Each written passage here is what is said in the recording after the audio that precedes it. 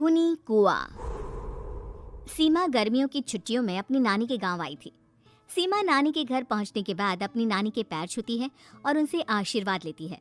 तभी उसकी नानी उससे कहती है, इतनी बड़ी हो गई मेरी सीमा, चल जल्दी से हाथ मुंह धो ले, मैं तेरे लिए खाना लगा देती हूँ। भूख लगी होगी ना? हाँ नानी, भूख तो लग रही है मुझे, आपके हाथ के बने हुए पीले दाल और चावल खाने की। कितना टाइम हो गया है मुझे आपके हाथ का बना हुआ दाल चावल खाए हुए। तू तो नौकरी में व्यस्त थी, तो तुझे कहाँ से टाइम मिलेगा अपनी नानी के लिए? और जब इतने टाइम बाद आई है तो ज्यादा टाइम के लिए रुक कर जाएगी तू। हाँ हाँ नानी, इस बार पूरे 2 महीने के लिए आई हूँ। सीमा की नानी अंदर जाकर उसके लिए खाना बनाने लगती है। सीमा कमरे में अकेली होती है, तभी उसे किसी औरत के रोने की आवाज़ सुनाई देती है। वो कभी खिड़की से बाहर झांकती है तो कभी दरवाजे से बाहर झांकती है।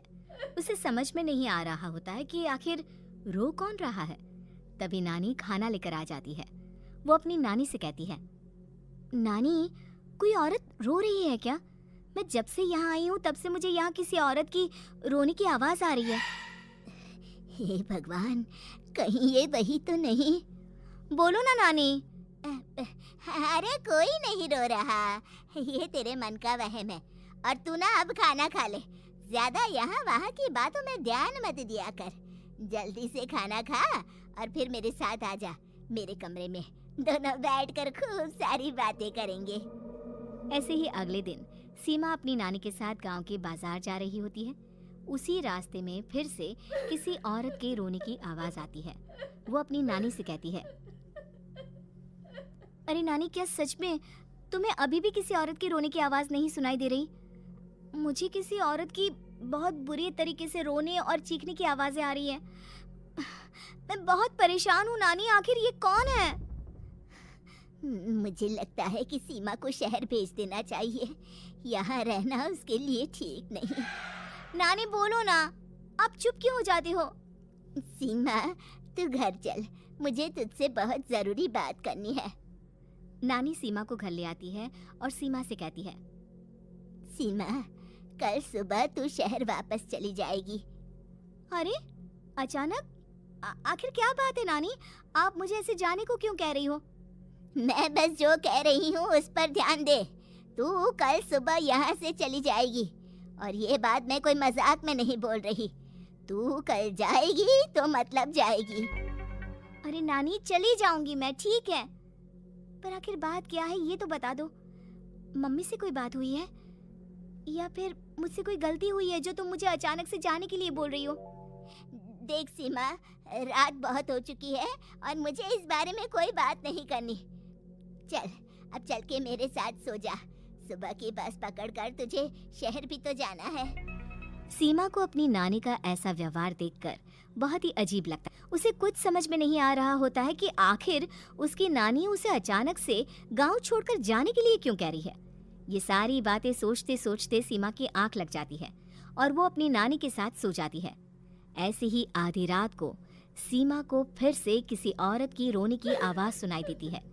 वो उस औरत की आवाज सुनकर बार बार करवटें बदल रही होती है और तभी उसे सपने में भी एक अजीब सी औरत की परछाई दिखाई देती है, जो इतना चीख चीख कर रो रही होती है कि सीमा डरकर उठ जाती है।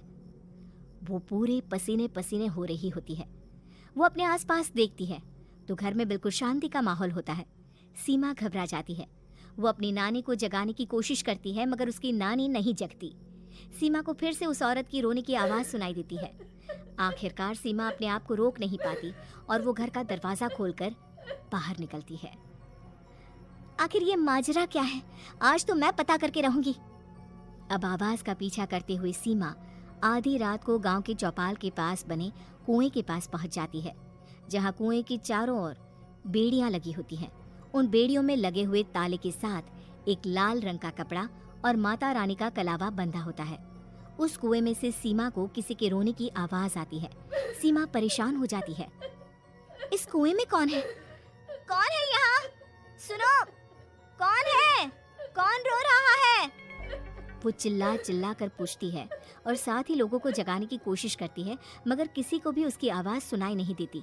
अब सीमा खुद उस कुएं के पास की बेड़ियों और तालों को खोलने की कोशिश करती है और किसी तरह कुछ देर की मशक्कत के बाद सीमा उसको खोल भी देती है। और जैसे ही वो कुआं खोलकर उसके अंदर झांकती है, सीमा उस कुएं में गिर जाती है। इतने में उसकी नानी की नींद भी खुल जाती है और सीमा को पास ना देखकर नानी परेशान हो जाती है। नानी घबराकर पूरे घर में उसे ढूंढने की कोशिश करती है, जिसके बाद उसकी नानी और सभी लोग उस खूनी कुएं के पास जाते हैं और सीमा की नानी कुएं के पास खड़ी होती है। सभी गांव वालों और सीमा की नानी को सीमा के चिल्लाने की आवाज आती है। बचाओ, कोई मुझे बचाओ। मेरी बच्ची, हम आ गए, हम तुझे बचा लेंगे। नानी, मुझे यहाँ बहुत डर लग रहा है। यहाँ इंसान की कटी हुई मुंडिया, हाथ, पैर और कंकाल है और खून भी है। नानी, मुझे डर लग रहा है। आप सब मेरी मदद कीजिए, नहीं तो ये खूनी कुआं मेरी बच्ची को भी खा जाएगा। अरे मुझे तो ये समझ में नहीं आ रहा कि आखिर इस खूनी कुएं को खोला किसने। सालों पहले इसको इतनी मुश्किलों के बाद तांत्रिक बाबा ने बंद किया था। अरे पूरा गांव खूनी कुएं के बारे में अच्छे से जानता है, तो कोई भी जानबूझकर तो ऐसा करेगा नहीं।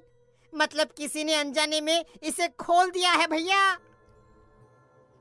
सीमा को इस बारे में मालूम नहीं था और जब से वो यहाँ आई थी तभी से उसे किसी औरत के रोने की आवाज़ें भी सुनाई दे रही थी। कहीं सीमा ने ही तो उसे नहीं खोला। अगर ऐसा है तो फिर सीमा का बचना बहुत मुश्किल है। वहीं कुएं के अंदर सीमा रोते हुए बैठी होती है कि उसे आवाज सुनाई देती है जो कुएं के बाहर खड़े गांव वालों में से किसी को सुनाई नहीं देता। आज सालों के बाद मुझे ताजा खून मिलेगा। तेरा खून पीकर आज मैं अपनी प्यास बुझाऊंगा। कौन